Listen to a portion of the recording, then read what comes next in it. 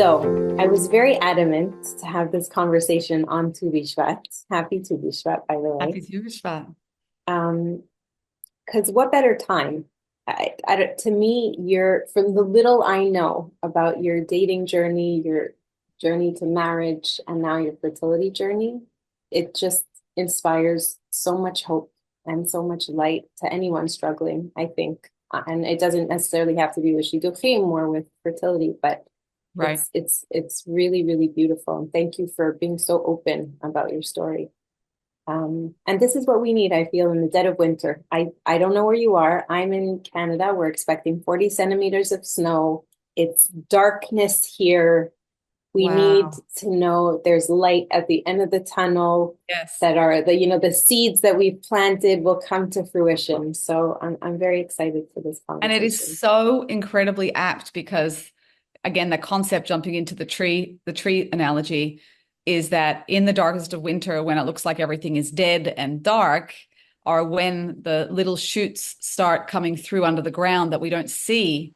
And those little shoots are the beginning of the regrowth, the rebirth, the renewal. And from a spiritual perspective, bringing down the light is in the darkest of the dark, which is the essence of Hanukkah.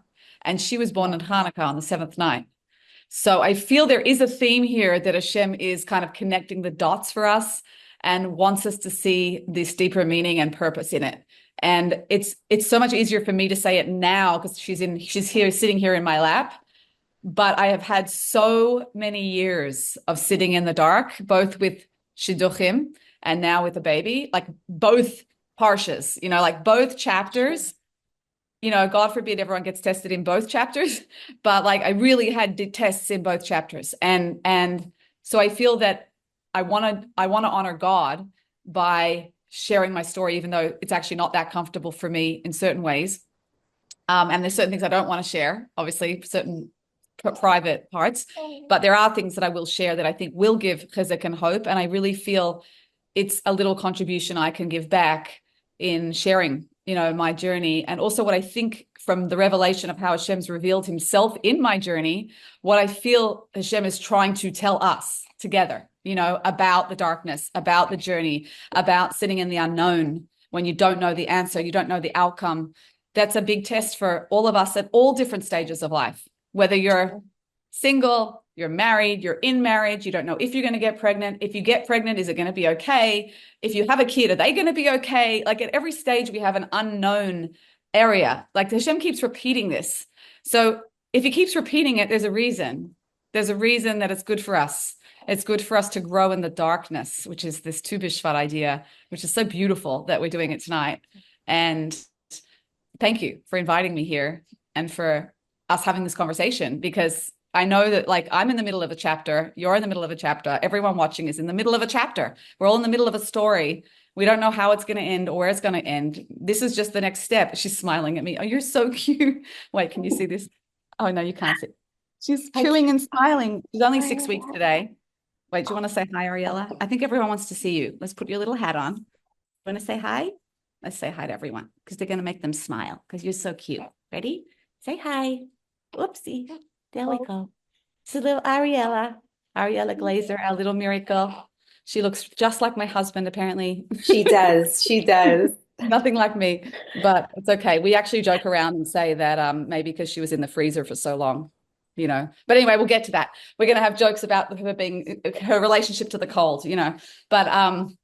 But we'll get to that. But anyway, she's really, really adorable. I feel so blessed and overwhelmed with gratitude around it. And I'm happy to talk about whatever you want to talk about within certain parameters. Sure. So for those of us who don't know your story, can you just give us a kind of a glimpse before you started with the fertility journey into the dating and the marriage, just a little bit leading up to, Yeah, listen, I nothing about I just want to make a little disclaimer. Nothing about my Mhm. story is normal or typical, like nothing. And so I don't know why that happened. We'll find out in the next world at 120, please God, that why I had to have this journey. But just so no one else freaks out, like this isn't going to be you. This isn't your journey. This is my journey. I didn't even find Judaism until I was 30. I was in Sydney, Australia.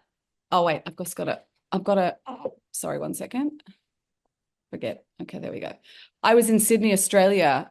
My father was a Holocaust survivor. So let's get away, as far away as possible, from anything Jewish to protect ourselves, which is, I mean, bizarre that you see history repeating itself a little bit now.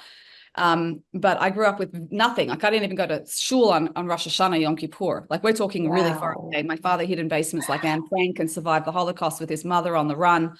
And it Wow. was a crazy, crazy, like a movie.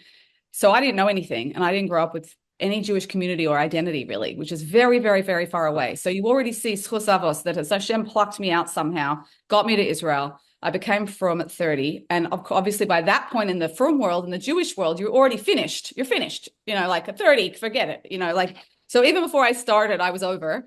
And I'm joking. Hopefully no one here over 30 is feeling that way because I'm joking, but it does feel that way. And then I started dating, going, okay, like after a couple of years, like I'm ready, and all my other friends that I was learning with in Neve Yerushalayim, they were getting married and I wasn't. And I ended up When teaching did you start dating after like you became 30 from? in the frum world, 30, 31, 32. I got there Okay. and started to learn Judaism, became observant, and then started dating. Everyone's like, you got to start dating now, Wow. you know. Okay. And then it didn't happen. I thought, okay, I'm not ready. And I was just growing and growing and learning. I ended up teaching at Neve, which was such a blessing and a whole experience there. And it didn't happen. And it just didn't happen and didn't happen and didn't happen. And then at about 30, what was it? 37, 36, 37, 38. I started flirting with the idea of coming to America because that's where there's better dating, maybe. And it wasn't happening in Israel. And I got sponsored on a green card to come to the New York and do Kiruv, working Kiruv. I was working in Kiruv at that point. I was teaching, I was running programs. So that was a big blessing because I could do something very meaningful when I was single. And I came to New York, landed in the five towns, taught in Manhattan and ran programming in Manhattan, Olami Manhattan now. Olami, I am indebted to. They gave me such a beautiful platform and opportunity and support to do something very meaningful, using my background as a psychologist, which I was before I was from, and blending all of that together. I put all that on pause to learn Torah, pure Torah, sitting and learning full time for 5 years Wow. after that. And now I could come back to America and try to help wherever I could help. And it wasn't happening. So I was in the dark and going through this wrestling with the darkness and with the fact that, like, why is it not happening? Not only that, I gave up everything for God. I walked off a TV show. I had a peaking career. I was the psychologist on the Today Show, which is like a news, you have it here in America. We Sure. copy everything. And so I was like, I had a segment and everyone was, my career was peaking in Australia. I walked off that excited because I really believed it was the right thing. But now I felt betrayed because, like, how could I give up everything for God? And here I am sitting here alone. Like I'm alone. I felt really betrayed and I didn't understand it. And it didn't make any sense at all. And I didn't feel blocked. I talk a lot about blocks and shifting those blocks. And I didn't feel blocked. I really felt ready and aware. And I've been working on myself. And I had Rabbonim and Rebbitzins and therapists, and I was doing the work. I was Hmm. really doing the work. So I didn't know why. It's like it made no sense at all, at all. And so I was just left in that darkness for so many years. For so many years. I got married at 44. And so that was 14 years. 14 years. And at some point, I mean, I don't know how far you want me to go into the story, but I won't tell the whole story. It's on many podcasts, but I had an inner shift, a very, very big inner breakthrough one day where I was asking myself, why do I feel betrayed? Like I know that Hashem loves me and I know that we're here for a reason and I'm growing and there's a design going on. I always say single by design, not by punishment. But I really emotionally felt betrayed and I couldn't work out why. So I asked myself in a moment of honesty, why do I feel like I can't trust God in this area? Like I saw God in every other area of my life. Why is it I really feel betrayed here? And I just asked myself, and it was just like a rare moment of that real honesty with yourself. And back came this little voice that said, because you feel like a failure being single. You feel like a failure. And that if you feel like a failure, you're blaming God for that. How can you do this to me, God? How can you do this to me? That I'm a failure. Like somehow I didn't feel worthy because I wasn't married, which I know I can feel the singles resonating with this. Like, I can feel it because it's But such a it's so deep because it applies to any every block that we correct. have in our life. I mean, I'm thinking Yes. I didn't I didn't have trouble with it wasn't a challenge for me, and I have children, thank God. But there's other parts of my life where what you're saying Right. resonates enormously. This is Whatever we very want, interesting. whatever you think that thing is that's going to give you suddenly I'm going to be good. I'm going to be worthy. I'm going to be successful. I'm okay. I'm just like everyone else. Like now I'm going to be Yes. seen as like, good. Whatever that is, Hashem in his ultimate kindness and wisdom doesn't want us to define ourselves by that thing, whatever it is. So whether it's marriage, whether it's having children, whether it's a certain type of success in a job, whether it's whatever it is, it doesn't matter. Sometimes Hashem holds it back so that you can wrestle in the darkness and find yourself in the darkness without that thing defining you. Because if I had gotten married young, I wouldn't have grappled with this sense of the fact that without it, I feel like a failure. I wouldn't have really known about it. I just got married and felt like everyone else. But really, what I realized was I'm judging myself as a failure for being single and blaming God for it. We project so much on God. Poor God, he gets so much of our junk, right? I'm blaming God for my feeling that I'm doing to myself, whereas God's not seeing me that way, for sure not. And that moment, I decided there and then that I'm not going to do that anymore. I had such an epiphany. It sounds so simple when I say it, but it was such an epiphany emotionally to realize that I do that to myself. And I said, that is it. I'm not doing that anymore. I'm not doing that anymore. No matter what happens, I'm good enough as I am. It doesn't mean I don't want to get married. It doesn't mean you don't want what you want. It means I don't need that thing to feel like I'm worthy or good or lovable. I am worthy, good, and lovable without marriage. I am worthy, good, and lovable without a baby. I am worthy, good, and lovable without money. I'm right. Whatever we attach to these things to define us. And I really had this moment. And I don't believe every single person needs to do this test to get married. So I want to make that very loud and clear. This is not your test. This was my test. This is where I happen to be in the journey. You don't have to do this to get married, right? I'm just careful that people listen with formulas, right? Oh, if I just do what Jackie did, then it's going to Correct. happen.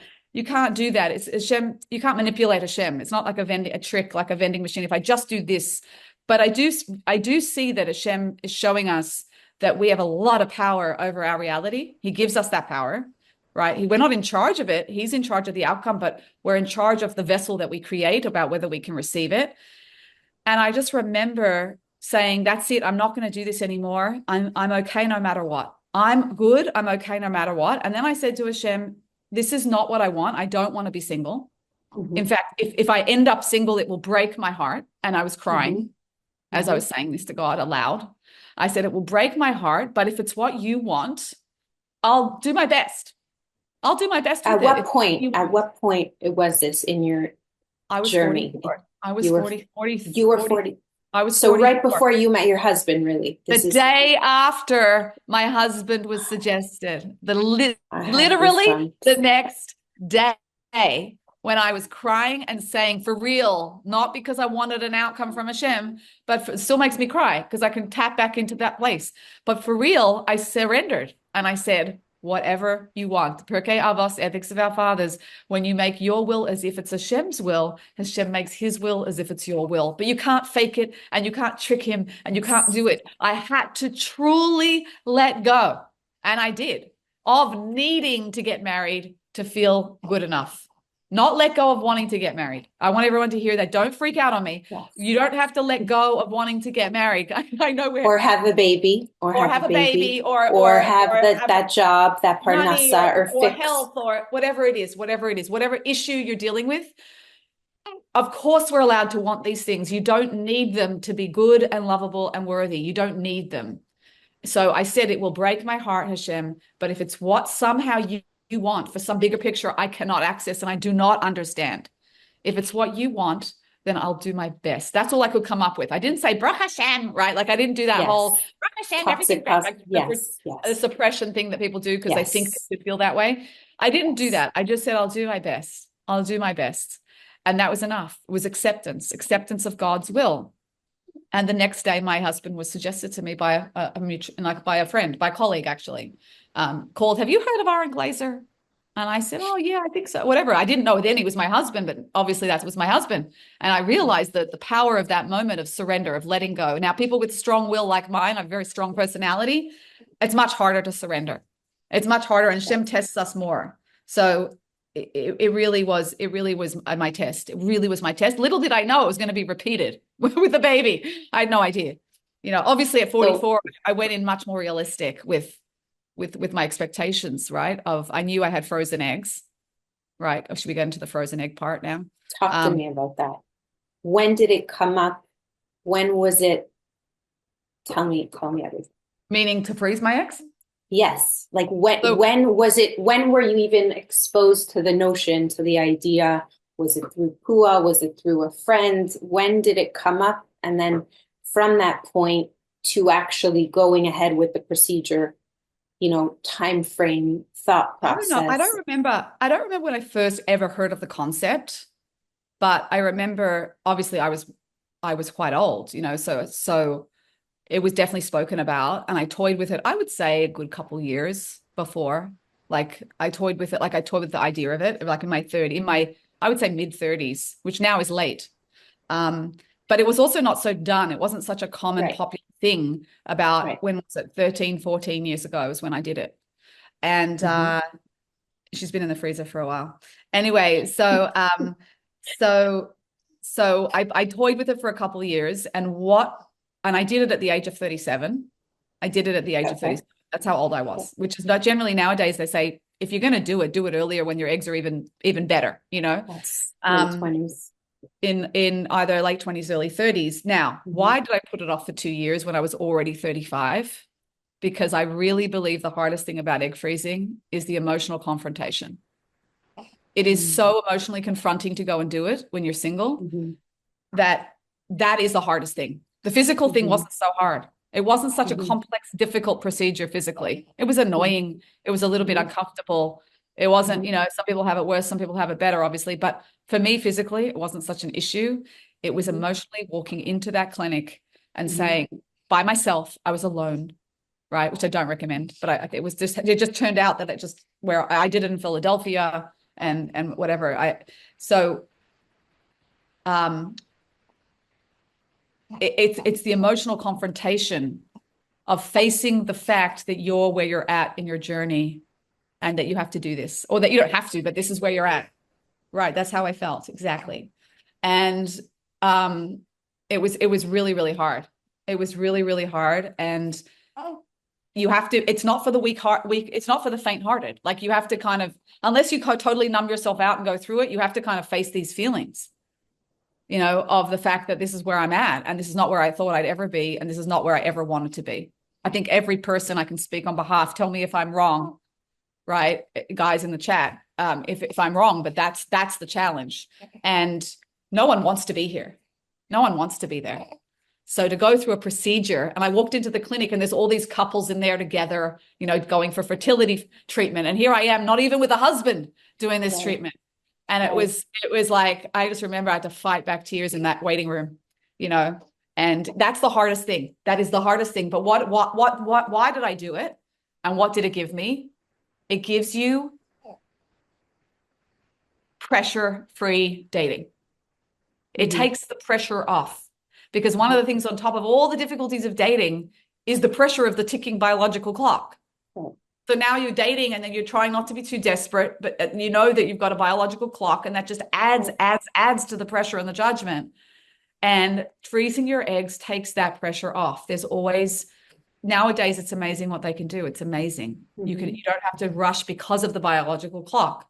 You don't have to freak out. It just is like, okay, it's like a backup, you know. Is that how the doctor explained it to you? Like No, that, percent? No, no. I just felt it. I just felt that. He didn't explain it. Hmm. He's all statistics and whatever. And I didn't really pay much attention to that. Like I just knew I wanted to freeze my eggs to have that option, and the rest is up to Hmm. Hashem. I mean, look, Hmm. babies are up to Hashem. It doesn't matter what the statistics are, really. I was part of different Facebook groups and stuff as I was going through this Hmm. journey, and all I heard on these Facebook groups was nightmare stories because that's what people want to motivated to write about. And I thought, I don't want to focus on that. This is just between me and Hashem. It's like focusing on the shit off crisis and all the Right, drama. No, right. I tell every single, just turn that off. Don't even look at it. Don't watch it. What's the macro statistics and trends got to do with you? You think Hashem can't find you one husband? Totally. Like, stop focusing on it. So I rather than hear all the negative, nightmare, bad stories about babies and about whatever, IVF. No, I'm just gonna focus on me and my what I'm doing and Hashem and my journey and trusting God and facing the fact that this is where I'm really at. We don't like to face the fact of where we're really at. It's hard. So did you have to have that moment of surrender also with the egg freezing? Like, Egg freezing was just like, I'm just doing this and putting it's like an investment in the bank. I'm going to put it in the bank and forget about it. Like that's what got that it, was for me. And got it. once I did it, I was like, okay, good, done, check. And I didn't get many eggs. And so if knowing what I do now, I would have done more. I would have done it earlier. I would have done it in my early 30s. I would have done it a couple times. I would have just made sure I had a lot of options, although clearly Hashem just needs one Kaylee to make it happen. Like he doesn't need lots and lots of options. But on Derech HaTeva level, statistically, if you are looking Mhm. at statistics, and it is good to look at statistics to do the appropriate hishtadlus, right? Um, then I would have done more and I would have done it earlier. You know, just to say, okay, Hashem, I'm just doing this for hishtadlus. I'm just doing this so that I can take the pressure off. Okay. Ladies, I see that you're writing questions. We will take them at the end. Okay, don't worry about it. As the webinar goes on, you're welcome Yeah. to post questions. Yeah. So did you have, because these Facebook groups were clearly not working, did you have any other support before the process, during the process? Did you use hashgacha during the process, or it Oh, was really yes, I something you used did Pua. fully Hello. That's why on I'm your own? here. Awesome. Awesome. In I used Philadelphia. I Nice. used Pua. What was really, really crazy was that I used Pua. Do you know the lady? I'm so embarrassed I don't even know the lady in Philadelphia. Do you know her? Who the name of her first name? I don't, I do not. I don't I have do the not. I'm Unfortunately, I know anyway, New York and LA, but not Philly. yeah, so Philly, she came and she was so nice. Mhm. She was so nice because I was by myself for the egg freeze. And when I came to, I was really emotional. So on some level, either my neshama knew or my subconscious knew what I was doing. But I've had a number of surgeries and I would never woke up emotional like this. Never. It's not what I woke up to with her. It was a twilight sedation. It's not even general anesthetic. So it was Mhm. very strange because it doesn't knock you out to the degree that a general would. And sorry, Baba. Sorry, Baba. Okay. Okay. Okay. Okay. You're all right. And I woke up and I just felt very vulnerable and very, very raw, very raw and vulnerable. And she might burp, sorry. And very raw and vulnerable. Yes. And she was there and she was really, really sweet and kind and very nice and really beautiful, really warm, really loving, like a mother kind of energy, nurturing. And I just really Beautiful. needed that. And she was really, Beautiful. really, really warm. I just remember that very strongly. And it made me cry that I felt so grateful that she was there actually, and that she'd been there obviously the whole process. And she was like watching over me, literally. And the Wow. unbelievable thing is going to make me cry was when we went back and she was there. She was there 13, 14 years later, supervising the IVF part of it, the transfer. Wow. Yeah. And I was like, Wow. whoa, like this sort of zoom out life as a journey. And like this was these Wow. 14-year points along the way, and we're coming back full circle. And it was like, it was really bizarre. And she was still doing this Sudeikis of a lady was still doing this. It was really amazing. And I just remember my husband was blown away by that too. And like just bringing my husband back there, it just was like, it was amazing. And I Did didn't ever she know. remember you? Did she I, remember I you? think so. Yeah. Hmm. Yeah. I mean, which is amazing also. But that That shows how much is. they care. Like they really care and they're really present and they're really there. And I felt, How did you know to reach out? How did you know to reach out to Pua? How did you? I think the clinic works with Pua. Okay. The clinic actually, I think, Beautiful. said, yeah, which is great. Beautiful. So they said, are you Orthodox? Do you want to work with a mashgiach? Is that the word? Mashgicha, yeah. And I said, oh yeah. I was like, forgot about it. I would have Excellent. got to asking a Rav about it, but like, yeah, I said, oh right, of course. So I was very grateful to have that service, you know, and it felt good that like someone, one of our tribe is with us the whole time as it was happening. Yeah. Absolutely. And a more practical question. How did you choose which clinic to go to, which doctor? What would you Yeah. recommend other I ladies look for? I I just looked at who was successful, who was considered some of the most successful clinics. I had my Rav was in Philadelphia and I was spending a lot of time there anyway. So I felt I was literally around the corner from their house. So I decided Yes. that I might as well do that. And um it probably, yeah, because I could get during the egg freeze process, I didn't have to always be in Philadelphia. I could do you can use other clinics for the monitoring and whatever. But I went because there's a specific doctor that was there at the time that was very, I think, successful and good in this area, like one of the leaders in his field, whatever. So it was a combination of factors, really. And the clinic was great. Yeah. She's sleeping so Yes. beautifully. Cool. So cute. Okay, so you're dating now.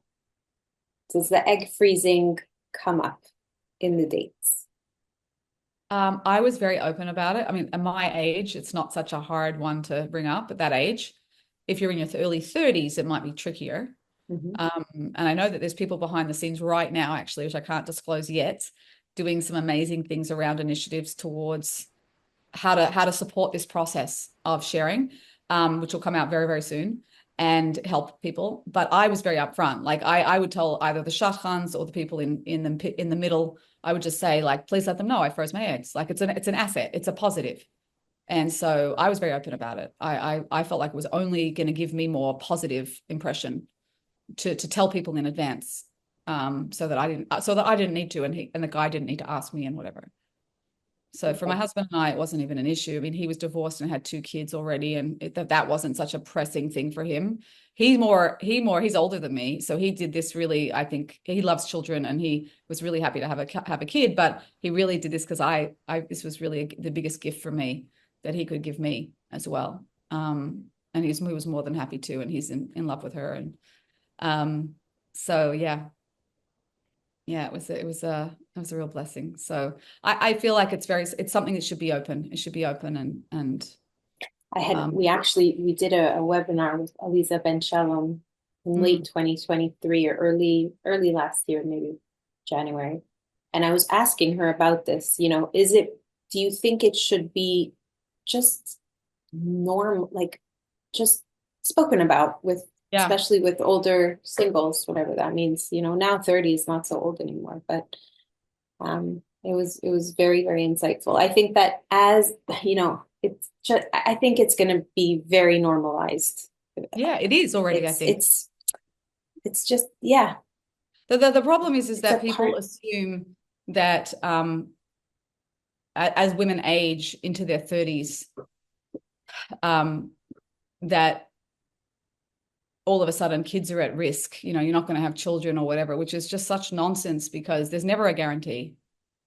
Plenty of people have problems with falling pregnant, At staying 20. pregnant, having or the whole life. I'm saying so it was never a guarantee. And now that someone actually has frozen eggs, they can control the process of transfer and IVF and all those things much more effectively than many other natural. Not that I would recommend it over natural, obviously, but the whole cheshbon of how people weigh it up is really just fear driven. Bottom line, it's fear driven. It's fear driven not to egg freeze for women because it's scary, and it's fear driven for men dating women, because it's fear driven, like as if if I dated a 30-year-old, it would be a guarantee, and yeah, I just think it's we have to zoom out and see the bigger picture of every single person is a package deal with many different things. Sure. This is only one little area. It's a big area, but it's one area. And we're not in control is the bottom line. And that's hard for people to swallow, obviously. It's a work in progress. Yeah. So when you got married, did you, I don't, I hope it's okay, I'm asking, did you try naturally at all, or you went for the eggs right like Yeah, it we was definitely tried naturally. okay. We had a lot going on in the family with the rest of the family for the first, because someone asked me once on an Instagram, so wait, you've been married 5.5 years. I was open about the fact that I had one embryo. I only had one embryo that was viable and healthy and whatever. So it was really, really clear that it was like the one wick of oil. It was like literally like, Hashem, if you want this, here's the one chance we get. And if you don't, we will accept it. Right. Like I was very surrendered about this because I'd already been through basically hell with my dating. And I'd wrestled with this whole in the dark, not knowing thing for so many years that I was just like, we have one shot. Like I wasn't interested in any other, sort of option really. That's why I would have done. People are asking on the chat, how many cycles or procedures? I only did one, and we only got a small handful of eggs. So Hmm. I would have done more. On a natural Alpi Teva level, I would have done more. Hmm. I didn't really think about it at the time. It's so funny. I didn't really think about it. I didn't really it was so at the beginning of that process of egg freezing that I didn't really think about it, but I would have done more. And I know a lot of women, a lot of my clients will do more than one cycle for sure. Hmm. Um, this was way too late at this point for me, like way too Yeah. late. So like I didn't have that chance. I just knew I had one shot, and we're going to be the biggest vessel we can. We're going to be the biggest vessel we can, Hashem, for this to happen. What allows us to be the biggest vessel? And those of you, I see a bunch of my clients on here that we work on this in the course about surrender. That it's I really believe it's funny. I got onto I did another podcast recording, the Ashira podcast, which is on a phone line. And she thought I was going to come on and give dating tips, and all I talked about was bitachon and the power I of was bitachon, gonna say, like, you power of should really bitachon in give a dating. She's shit. like, I thought we were talking about dating. I'm like, we are. There is nothing more powerful in dating than surrender. I'm I'm getting a lot of chizuk for my own stuff that Yeah, has it's nothing whatever to level, do with, yeah. whatever level is in whatever stage you're at, not just shidduchim, but I Hmm. happen to be talking about dating. And I said, listen, I'm really happy to talk about dating tips. And we do talk about that when I work with people. Absolutely. It's important what you say and how you act and what your deal breakers are and your clarity and all that. It is important. But at the bottom of the whole thing, the foundation of it is that we're Jews and we're Hakeli and we're a vessel for Hashem to give us shefa and bracha. And we have to be ready and open and willing to receive that bracha. And we often get in our own way by negative belief systems and feeling not worthy and judging yourself as a failure. Like that's a big one. And feeling terrible and broken because of it. And then we create our reality because we feel broken and we feel negative and we expect the negative, and then it happens. Then we go, see, right? I did get rejected. I am not good enough. And Mm. it goes through a self-fulfilling prophecy. And then we keep creating that. And then we blame Hashem. It's like, poor Hashem, we dump all this stuff on him. And so with this, I was just surrendered, like, whatever you want, Hashem. Like, I really want this, but whatever you choose, we'll accept. I really want this. And that's really, if I had to highlight one line that represents surrender, it's that. I really want this, Hashem, but I don't need it to feel okay. I don't need it to feel worthy. I don't need it to feel successful. I don't need it to feel good enough. I don't need it to feel lovable. I want it, right? Big difference. One is coming from a place of lack, and one is coming from a place of fullness. And we want to ideally come from a place of fullness because that's a vessel. That's actually a vessel to receive, right? So surrender makes you the biggest vessel to receive. But at the end of the day, that's really spiritually, that's what we're working towards. And that's what I really believe Hashem wants for us, because that is when we're in our highest self. That is when we're the biggest version of ourselves, right? Which is the point of life, is to have shlemus and wholeness and completion. And that's what we got to work towards. So I happen to have the blessing of being very, very tested in that area, so that I could really focus on that area, so that I could really work on that area, and it's a work in progress for life forever. There's many places that I'm absolutely not showing bitachon and that I can work on, all the time. So just in case people think like, oh, she did it twice, so now she's got it. No, it's a levels and levels and levels and levels, Never and ends. constant work in It's progress, constant. constant. And if you don't work on it, you go backwards. Uh, Yes. so, um, That's so really what yeah, I've learned. It's constant. You're never there. You're never just, there. it's every day. It's like exercising. You have to exercise your body Right. until 120. Exactly. You Yeah, have to. exactly. Yeah. I find it's very courageous that you tried naturally. You didn't go right away. Oh, right. I was saying that. Sorry. We had a lot. Sorry. We had a lot going on in the house, and I literally didn't have the bandwidth for it, and neither did my husband. We were dealing with other challenges. and it was just a lot. And it's like we didn't have space emotionally, physically, mentally. The girls wouldn't have been great with it then, and he's got two girls, and then all of a sudden, it's like Hashem created the space. Like the girls kind of went off to different programs and things. The house was quiet. It was like a second stage or a second phase, and it was like clearly the space was cleared. Boom, and then she came down. It was like, whoa, like the timing was perfection, even though you would think waiting 5.5 years, like after your age, and like people, I could be a grandparent. It's really not normal, but I do feel Hashem's given me enormous energy and I feel younger. I'm waking up multiple times a night, every night. I don't have a night nurse and I feel fine. It's a supernatural koach. I don't know what happened. I don't have that normally. I'm saying Hashem's giving me it. So people are saying you look younger.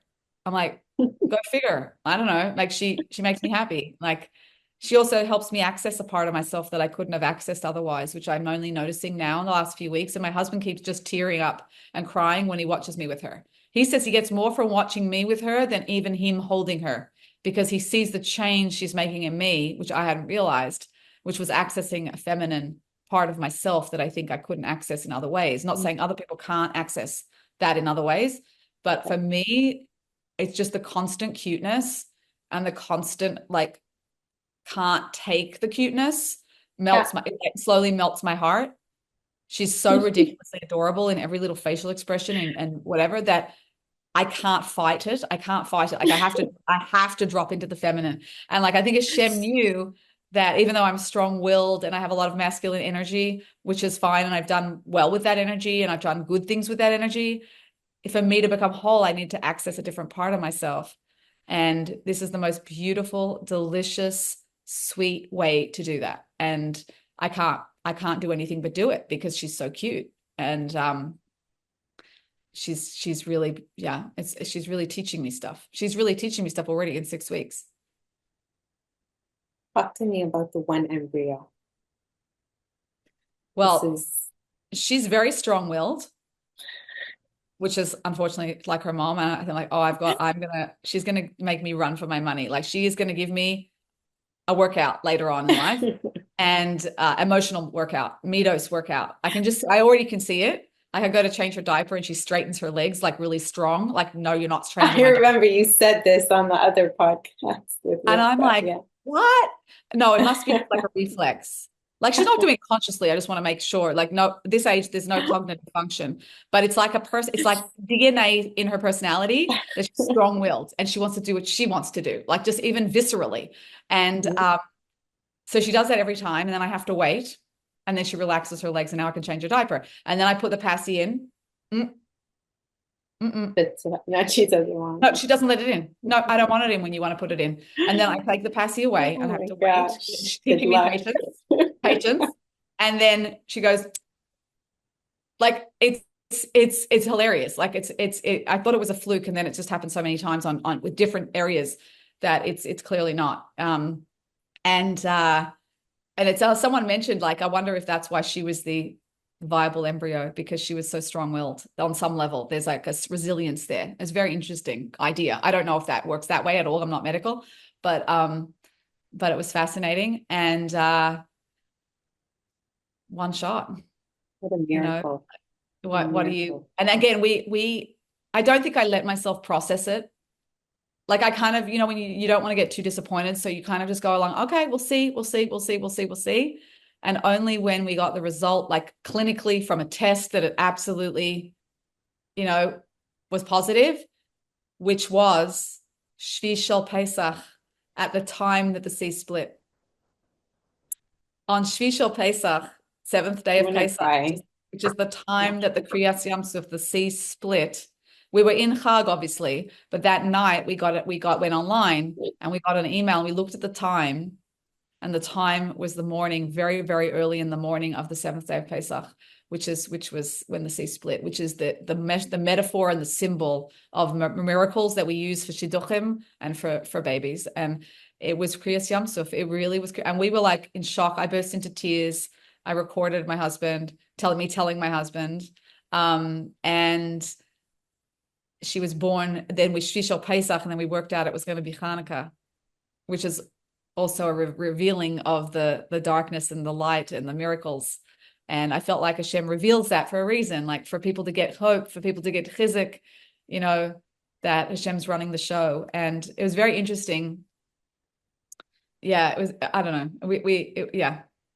Oh, I won't go into this story. I had a story I thought I'd tell you, but it's going to reveal something about someone I don't want to say. But yeah, Okay. yeah, it was beautiful. It was really, yeah, then we lost it. And then you worry about everything going well, you know, whatever. Sure. But it's really at some point about just surrendering and letting Hashem lead your way. Hashem, whatever you want. Whatever you want, Hashem. Is that Yeah. is that the message that you would impart our listeners and our viewers? That final message, it was my last question to you. You know, it's it's hard with these types of conversations and these podcasts and everything. I see this all the time where you have the happy ending story. You have the person who made Yes. it out of bankruptcy, and you have right on Meaningful Minute or whatever it is, like I'm Yes. saying right here, and you Yes. have this beautiful 50-year-old woman holding a baby. But what would you share with us that no matter what your outcome would be, Right. for everyone Right. here, what message can you impart to us? That's the key. It's not based on the outcome. It's we have to get to the place, and we can because we're Jews, that we have to get to the place where we surrender to let Hashem lead us wherever he wants to lead us. For some people, that's a revelation of something they want at this lifetime. And for others, it's not. But it's not, this lifetime is one chapter in a series of books. And it really is. And we've been here many times before, and there's a bigger picture, and we don't know where it's headed, and we don't know where it's going. And we will find out in the next world, we will find out the whole story. It could easily have been that I got married and didn't have kids, easily. And I was okay with that. But the reason why I think I was avalanched with messages, I was avalanched way more than I ever thought I would be with this, when much more than when I got married, when I had this baby, much more. Avalanched was because I think people secretly had said in themselves, and Hashem knew this, wow, it's amazing her story of getting married, but she didn't have a baby. Like meaning it's very nice that she got married, but like she was so old when she got married that like she missed out on that whole thing. And Hashem's like, no, I can do anything. I can do anything. And you're here to grow. We have to get clear on why we're on the planet. We have to zoom out. We have to, because also even just the fact that October 7 shook everyone up that way, right? The world as you knew it has changed. It's never going back. Hashem is shaking us up. He wants us shaken up. He wants us to start reevaluating our lives and assessing things differently, and realize that we're coming towards the end of time, and we have to speed up our tikkun on some level. Like get clear, get really focused. Who am Mhm. I? What am I doing on the planet? What's important to me? What am I really here for?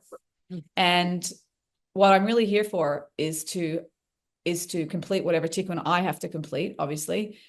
But the bottom line that joins us all is this bitachon and surrender. And that means surrendering to letting Hashem lead you. Really surrendering, regardless of the outcome. Regardless of the outcome. Again, I was put in this position at least twice with two major things. Whatever you want, Hashem. This is not what I want, but if it's what you want, I'll do my best. This is not what I want, but I know you love me. I know you love me. And if you don't know that Hashem loves you, that's the work. If you don't know in your heart that Hashem loves you, and I know many people listening, watching this, don't know that. They know it here, but they don't know it here. And if you don't know it here, then you must do the work to feel it here in other areas, not in the area of shidduchim and the area of children, but in other areas in your life day to day. I want you to be obsessed with focusing on how much Hashem loves you and is giving to you in every other area of your life all the time. And that's the work. It's like muscle work in your heart. Hovas lavovas. That's really what it is. Duties of the heart. I have to build up my heart to really feel that Hashem loves me. And now from the place of love, now I can accept whatever happens in life.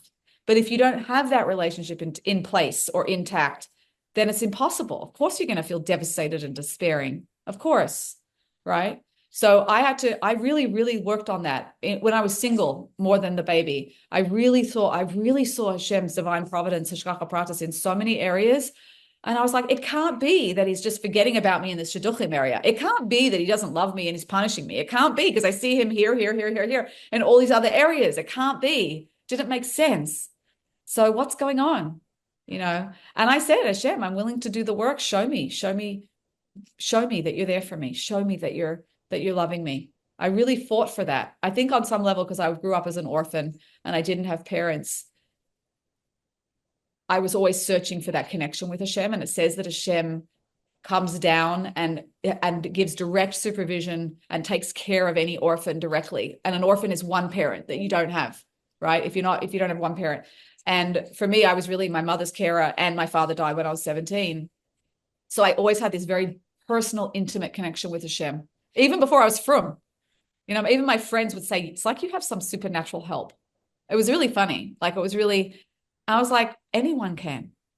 I really do believe that any Jew can, if they want it enough and they seek it, Hashem will come through for them. But I think we don't want it enough, or we don't seek it, or we don't believe we're worthy of it, or we don't believe Hashem's going to show up, or we tell ourselves something. And I'm just letting everyone know he really will. He really will show up. You just have to want it. You have to want to see him in your life and really feel his love for you. And when you do that, then you can surrender.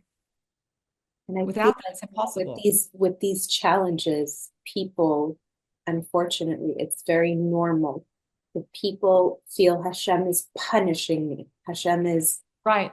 I'm I not it taps into the worthiness at the end of the day, right? I'm not worthy. I did something that's undeserving. I'm not deserving of correct. bracha or Right. and But most of my time when I was dating, my husband was not even my husband was married. Like, all the times that I felt not deserving, that I was doing something wrong, my husband wasn't even available.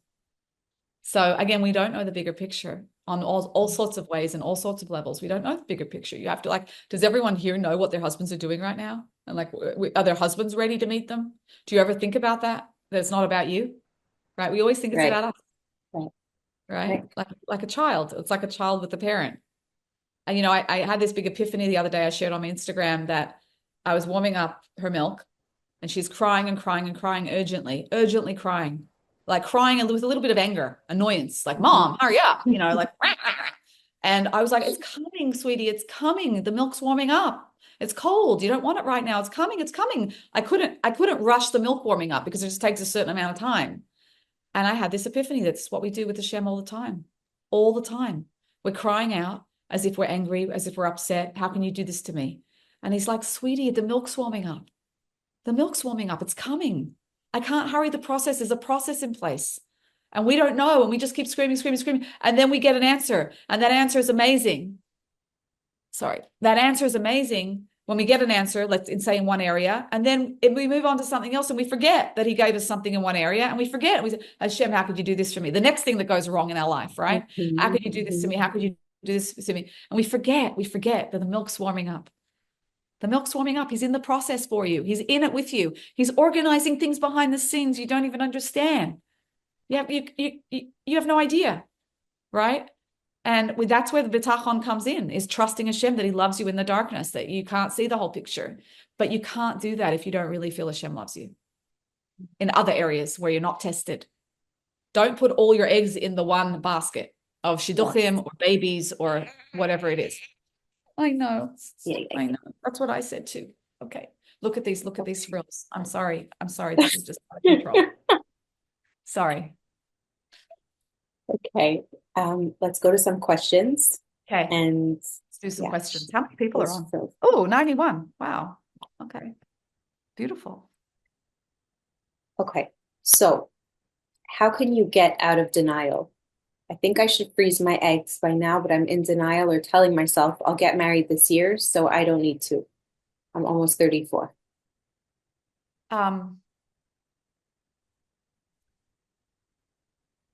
You don't have to wait for you to be on board with it. Just book it in. But in this instance, I would just say, do it. Just act. The action might make you come out of denial. It's not denial. It might happen this year. Even if it does, you're only going to be in a better position. If you're 34 and want a really big family, this just also takes the pressure off to be able to have that, right? You're not going to be harmed by doing it. Um, so it's more about just act, just book it in without thinking, I would say, in this situation. Don't wait till you're all on board with, yes, it feels so right on every level. Just do it. I never felt like good about it when I did it. It didn't feel good. I just felt Hmm. like it's something I really just want to have done. Absolutely. I don't know one person. I convinced so many of my friends to do it, and every one of them came back to me and said, "Thank you so much for pushing me to do it." Because I think every person has to push themselves to do it. Yeah, unless you're just like really, really anxious and they want to do it because they're so anxious. So those people don't push. You don't have to push, but everyone else has to push themselves. No one wants to do this. So every person I pushed it like about 3 or 4 really close friends in their 30s to do it, and they all came back and said, "Thank you so much. I'm so glad I did it." Every one of them after the fact. Take a friend, treat yourself kindly during those couple weeks. You know, take some downtime. It's about 10 grand, 5 to 10 to 12 grand or something, depending on your health insurance, depending what country you're in. Mine was 10 grand. So I had half of it and put the rest on credit cards and paid it off over the time, you know. Um, yeah. For anyone, I just want to mention for anyone going through egg freezing or any sort of reproductive health procedure, who is here to help you. And we could provide emotional support. We have therapists free of charge. Obviously, our rabbanim, um, halachic medical guidance. They're just top-notch referrals. We also provide financial assistance. So if anyone wants to reach out, please feel free to. That's an interesting question. Supposed to go to mikveh before? No, definitely not single. Um, wow, interesting. People are writing some interesting things. I did 10K without insurance beginning to end. But I think nowadays insurance policies have changed and there are insurance policies, some cover, some don't. You have to Yes, check it right. out. Right. Yeah. But you should check with Two your people, doctor. mhm. Yeah. Two people asked if you had to go through the procedure more than once. You don't have to do anything. You don't have to No, do anything. sorry, if no, if what you did, you said you I did it did it only once, right? once, but I would have Yeah, done it more had I right. known. Yeah. Hmm. I only did it once. Um, and I recommend it depends on how many eggs they can get from a cycle, bottom Hmm. line. And I think like there's like if you get I can't remember the breakdown, but like if you get 10 eggs, then 6 might be embryos, and out of the 6 embryos, 3 might be viable, and out of the 3 viable, 1 might be transferred successfully, let's say. I'm guessing, Hmm. but it's that kind of pyramid breakdown. Right. So you want to have a bigger pool of eggs to start with because that's how it breaks down. That's my understanding. Again, I'm not a doctor. Check it with your doctor. YouTube it. I'm sure there's tons of stuff on YouTube about it. You Hmm. know, yeah. So that's why this was such a miracle as well, because it was just, I wasn't doing anything for a guarantee. I was just like, okay, we just have one shot as a vessel if Hashem wants to bring us a baby. It's just like so lamala minateva. Um, oh yeah, a lot of people were asking me though, is there any financial assistance that you know of for singles to egg freeze, let's say? Sure. Who can help you? Please reach out. Pua can? Because they said Yes. someone said that they are not the Pua can or not, but like that there's not really egg freezing assistance for singles. Only once you're married with IVF and stuff like that. No? No, no. We provide assistance for singles. Amazing. Yes. Yes. Amazing. Beautiful. 30 is not too young. Somebody's asking. I'll tell you from my knowledge, from just interacting with our rabbanim and our medical people, 30 is not too young. Or sorry, is under 30 too young. No, you could start late 20s. It's a very good Yeah. time actually. Someone asked me once also spiritually, like if it's really in Hashem's hands, then isn't this going over the top doing this egg freezing, especially young? Ah, And I asked my Rav at the time, Rav Shalom Kamenetsky, and he was like, no, today it's considered normal hishtadlus. It's normal effort because it's so available, it's so accessible. You're not doing something extreme. This is considered the norm now. And so, no, it's not considered like you don't trust Hashem if you do this. It's considered normal hishtadlus. So I think that's very important, how the spiritual and the physical intertwine. You know, 100%. we even if you have real trust in Hashem, you still have to do some normal hishtadlus. Hashem wants you to do normal hishtadlus. Yes, if you're on some tzaddik level of having unwavering trust in Hashem, that you don't ever waver and you're totally secure in that, which is very, very, very few people this generation, then maybe you don't need to do hishtadlus. But for all of us, we need to do regular hishtadlus, not crazy, over the top, extreme, or be obsessive, but just do hishtadlus, some effort. And this is considered really valid effort for that. Okay. 27. How long is the process? It's a couple weeks, right? The process of egg freezing is a couple weeks. And I was terrified of needles.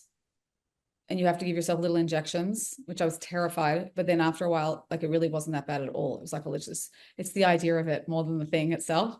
And it's a couple weeks, and they're, you know, and then the procedure itself is very, very short. You're like in and out. It's twilight sedation. You don't feel anything. Like, honestly, it was not such a big deal. I was like, oh, that was okay. It seems much scarier than it is. Again, our minds build things up into a really scary thing. You know, this is how children respond when they go and get an injection. If you walk into a pediatrician's office, it's like the kids are being murdered in every office. It's terrifying. It is terrifying. You got blood-curdling screams of like 2-3-year-olds, whatever, getting injections. I never want to go into a pediatrician's ever again. I don't know how they deal with this, but like, I get it, because like we build this up when an actual injection, it feels like a pinch. It's not that painful, an injection, right? Generally.